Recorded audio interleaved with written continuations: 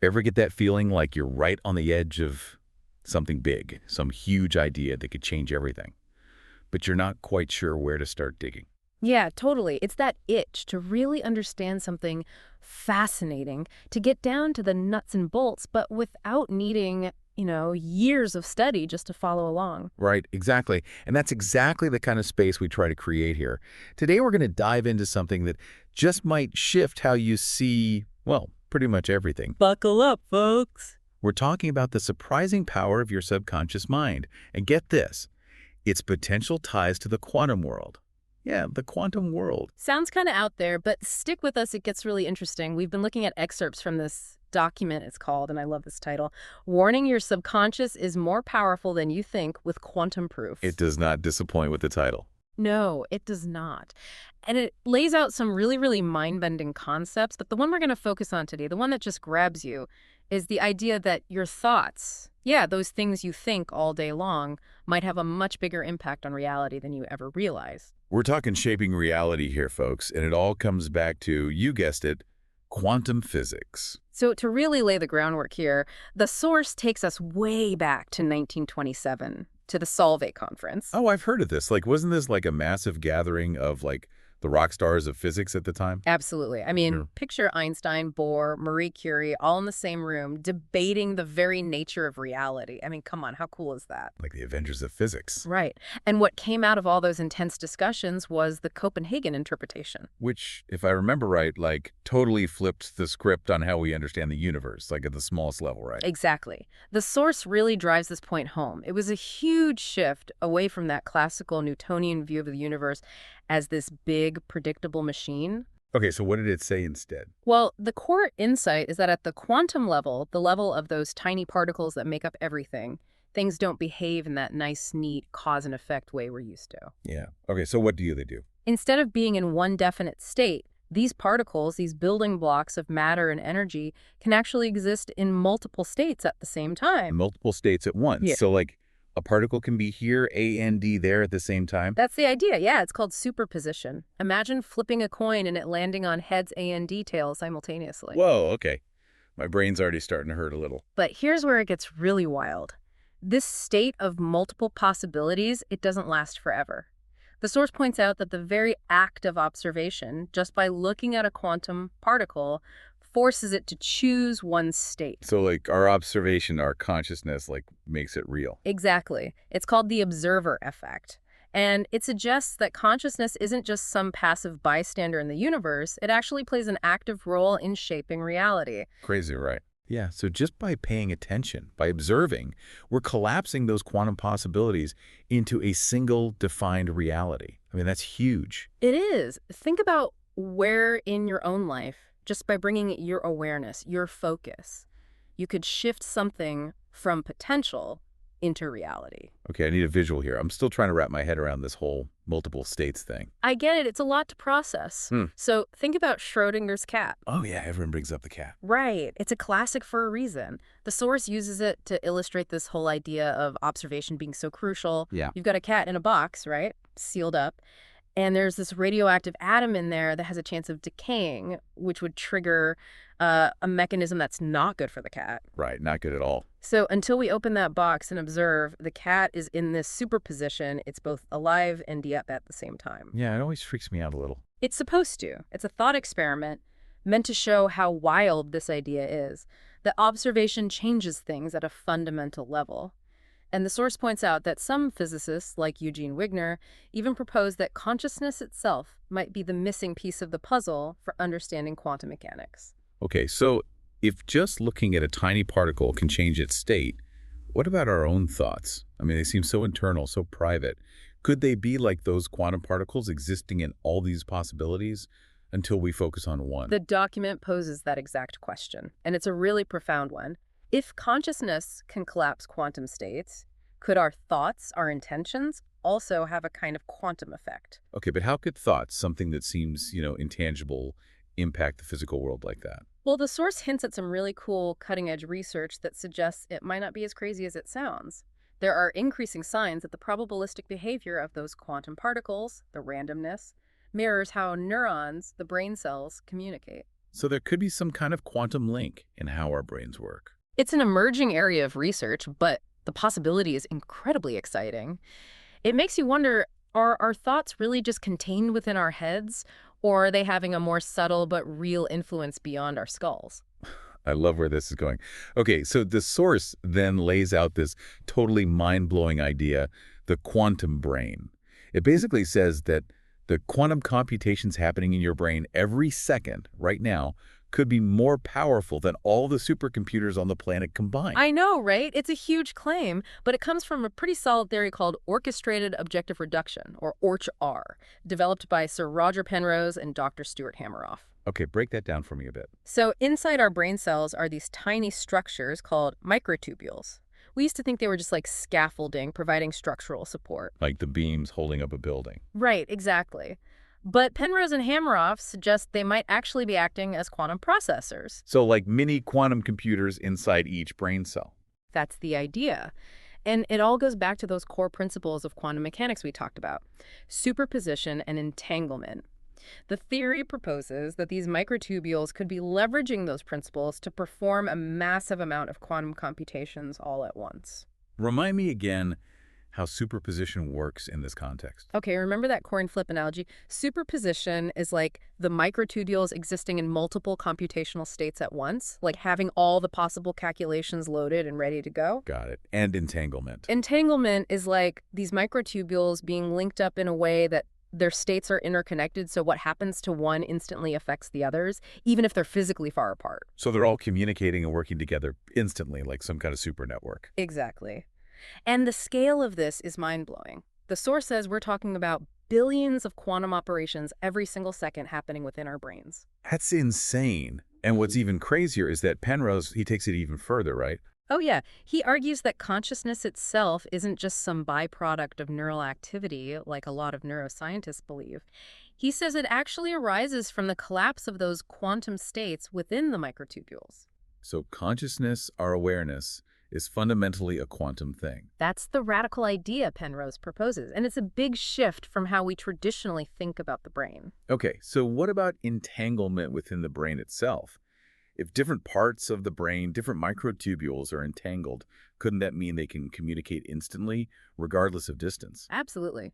The source explores this, suggesting that it could offer a new way to understand those moments of sudden insight, those aha, moments where it feels like different parts of your brain click into place instantly. Like when you're struggling with a problem, and then the solution just pops into your head. Right, and traditional neuroscience struggles to explain how that happens so fast, but quantum entanglement could provide a mechanism. Plus, there's some cool research out there, the source mentions it, where scientists have actually detected quantum vibrations within neural networks. So are they saying those vibrations are evidence of this kind of quantum communication happening in the brain? It's still early days, but it's incredibly suggestive. It lends weight to the idea that there's more going on than just the usual electrical and chemical signals. Okay, so to bring this back to us, when we're thinking, making decisions, it's not just our neurons firing. It could be this whole underlying quantum layer at play, with possibilities and connections shaping the outcome. That's what the source seems to be suggesting, and it's pretty wild when you think about it. Every thought, every choice could be influenced by this hidden quantum world within us. And it gets even bigger. The source asks, what if this entanglement doesn't just stay within the brain, but extends outward, connecting us to the universe in ways we can't even imagine? I know, right? It's like, how far down this rabbit hole are we going? But the source points out those moments of synchronicity, those uncanny coincidences that feel like they can't be random. Could that be our brains, entangled with the wider universe, somehow tapping into a deeper level of connection? Whoa, so then, if our brains are potentially entangled with everything else out there, where does our individual consciousness end and the rest of reality begin? It's a huge question, right? It makes you rethink those boundaries we assume exist between ourselves and the universe. Maybe those lines aren't as clear-cut as we think they are. Okay, my head is officially spinning now.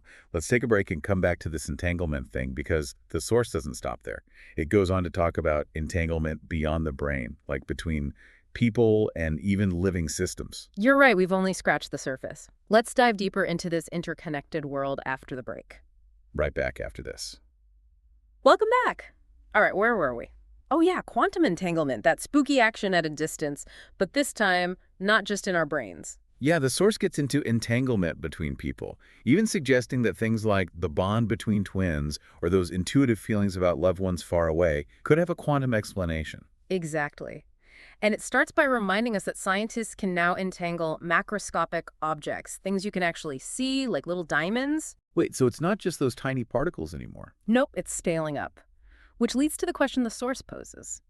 If we can entangle diamonds, what about the complex systems within us? Our cells, even our DNA? So our bodies could be entangled at a deep level. There's growing evidence pointing that way, yeah. And the source circles back to those brain microtubules, suggesting they could be a key player, facilitating that faster-than-light communication within the brain, but also potentially forming connections beyond. Okay, back up a second. Faster than light, isn't that like impossible? It's one of those things where our everyday understanding of physics kind of breaks down. At the quantum level, things get very strange. It seems like entanglement allows for correlations that happen instantaneously, no matter the distance, without actually breaking the speed of light limit in the traditional sense. Okay, so it bends the rules but doesn't break them completely. That's the idea. It's still being figured out, but it's fascinating. And when you think about those deeply personal experiences, the source brings us up, like the connection between twins or knowing when a loved one is in trouble even when they're miles away. It makes you wonder if entanglement could be part of that explanation. It's like there's this invisible thread connecting us, and entanglement could be that thread. That's a beautiful way to put it. And the source also points to studies showing synchronization in groups of people, like when they're meditating together, their brain waves start to align. So like their brains are becoming entangled? Potentially, yeah. It suggests a kind of mass entanglement where individual consciousnesses merge into a shared field. And the source mentions those discoveries of entangled particles inside biological tissues. Like, this isn't just some theoretical idea, it's happening within us right now. Right. It suggests entanglement might be a fundamental part of life itself, not just some weird quantum quirk. So think about it. Your thoughts, your emotions, your intentions, they might not be just contained within you. The source proposes that they could be creating these invisible quantum links with others, shaping your relationships and the energy around you. It challenges that idea of the isolated individual, doesn't it? We're more interconnected than we realize, and quantum entanglement could be the key. This whole thing is making me see the world in a completely different way. It's like there's this hidden layer of connection we're only just starting to understand. Absolutely, and that's what makes this so exciting. We're at the frontier of something huge, and it has the potential to change everything. Okay, before we go too far down this rabbit hole, I want to circle back to something you mentioned earlier. You said that scientists are now finding evidence that signals in the brain might be traveling faster than the speed of light. Yeah, that's right. It's pretty mind-blowing, and it's definitely challenging some of our long-held assumptions about the universe. It goes against everything we learned in physics class.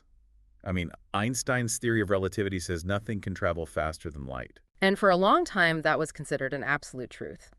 But some recent findings are suggesting that at the quantum level, things might not be so simple. Especially when it comes to consciousness, the rules seem to bend a little. Okay, so what kind of findings are we talking about? Well, the source highlights studies where researchers have actually measured signals in the brain that seem to be transmitting information faster than light.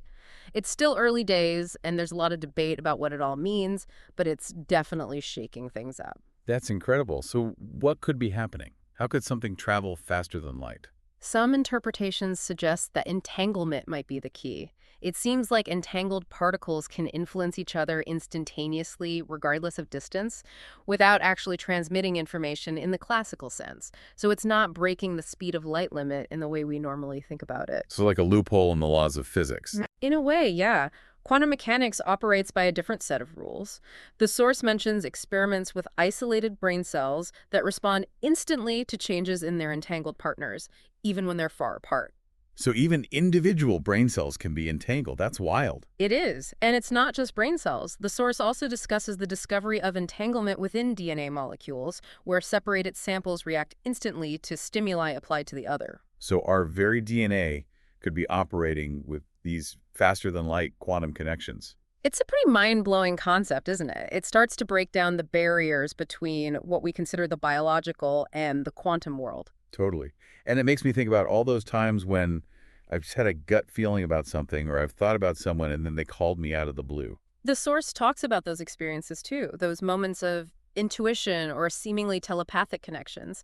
Maybe those aren't just coincidences, but glimpses of this deeper quantum reality at work. So our minds could be entangled with each other, with the world around us, even with the universe itself.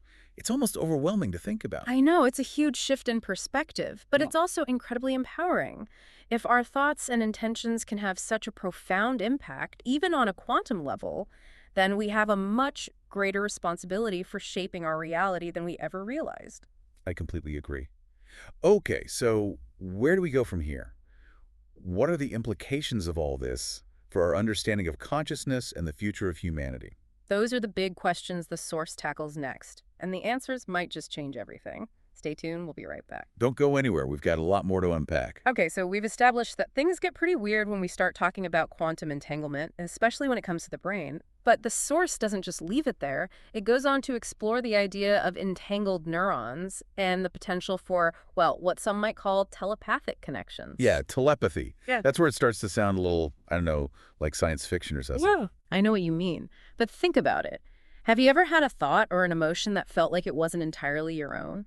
Like suddenly you have this image of someone in your mind and then they call you out of the blue. Or you just feel another person's joy or sadness, even though they're far away. Yeah, I've definitely had those moments, but I always just brush them off as coincidence or my imagination. We tend to do that, right? Right. But the source suggests that these experiences, which often get lumped into the realm of the mystical or paranormal, might actually have a basis in quantum mechanics, specifically the idea of entangled neurons within our brains. Okay, so if our neurons can be entangled, could they be communicating in ways that go beyond the normal biological signals, like bypassing those electrical and chemical pathways? That's the theory being explored. If neurons, or maybe even the microtubules within them, are entangled, they could form this network with near-instant communication. It's like a quantum shortcut, allowing the brain to send and receive information not just internally, but potentially across vast distances, connecting with other minds. It's like a brain-to-brain internet. Right, and the source mentions this really cool experiment where people in separate rooms meditated on a shared intention, and their brainwave activity actually started to synchronize. So their brainwaves were literally syncing up, even though they were physically apart. That's pretty convincing evidence for some kind of non-local connection. It is, and it brings us back to those anecdotal experiences of deep connection, like between twins or close friends. Could entangled neurons be creating a kind of quantum bridge, allowing emotions and maybe even thoughts to be transmitted between people? It makes you wonder if we're all much more connected than we realize, even at a subconscious level. And it challenges the notion of individual consciousness being so separate. The source suggests we might be part of a larger, interconnected web of consciousness linked by these quantum threads. Whoa. So it's not just that our thoughts could be impacting reality on a quantum level, but our thoughts could also be entangled with each other, creating this collective consciousness field. Exactly. And the source even brings up things like emotional contagion, where one person's mood seems to spread through a group. Maybe that's not just about social cues, but a real quantum entanglement effect, where emotions are being transmitted through this shared field. It's like we're all swimming in this sea of consciousness, and our thoughts and emotions are creating ripples that affect everyone else. It's a beautiful and slightly terrifying thought at the same time, isn't it? Yeah. Okay, so what about all those stories we've heard about, twins feeling each other's pain from miles away, or mothers knowing when their child is in danger? Are those just coincidences, or could they be examples of this quantum connection at work? The source suggests those might not be just random events, but glimpses of this deeper quantum reality. Even intuition, that gut feeling that seems to come from nowhere, could be a signal from an entangled thought. So we might be picking up on information through these quantum channels all the time without even realizing it. It's a possibility, and it opens up so many fascinating questions. If this kind of communication is happening, do we have any conscious control over it? Can we strengthen those connections? Can we learn to send and receive information intentionally? Those are some big questions. And it makes you wonder what the implications are for things like, telepathy and psychic abilities. Are those things that we could all develop if we learn how to tap into this quantum network? It's definitely food for thought, isn't it? And it really highlights the fact that our understanding of consciousness is still in its infancy. We've barely scratched the surface of what's possible. Okay, I need to take a deep breath. This is a lot to process. Yeah. So we've talked about entanglement within the brain, entanglement between people, even faster than light communication. Mm-hmm. But the source takes it even further. It starts talking about consciousness not just as something happening in our heads, but as a fundamental aspect of reality itself. I know, it's like how much bigger can this get? But this is where it gets really profound. The source introduces Amit Goswami's theory of the self-aware universe. Okay, I'm all ears. What is this self-aware universe thing? Well, Goswami proposes that consciousness isn't a byproduct of physical processes like what happens in the brain. He says it's actually the primary foundation, the ground of all being from which everything else emerges. So it's not that the brain creates consciousness, but that consciousness creates the brain and everything else we experience. Whoa, so consciousness is like the source code of reality. That's a good way to think about it. And it ties back to that measurement problem in quantum mechanics, the idea that nothing exists in a definite state until it's observed. It's all just probabilities before that. Right, we talked about that earlier, the observer effect, where the act of observation collapses those probabilities into a single reality. Exactly. And Goswami takes that idea and runs with it. He says that every thought we have, every intention, every belief, is an act of observation that's influencing the universe on a quantum level. So we're not just passive observers, we're active creators. So every time we think something, make a choice, we're literally shaping the universe. Yeah.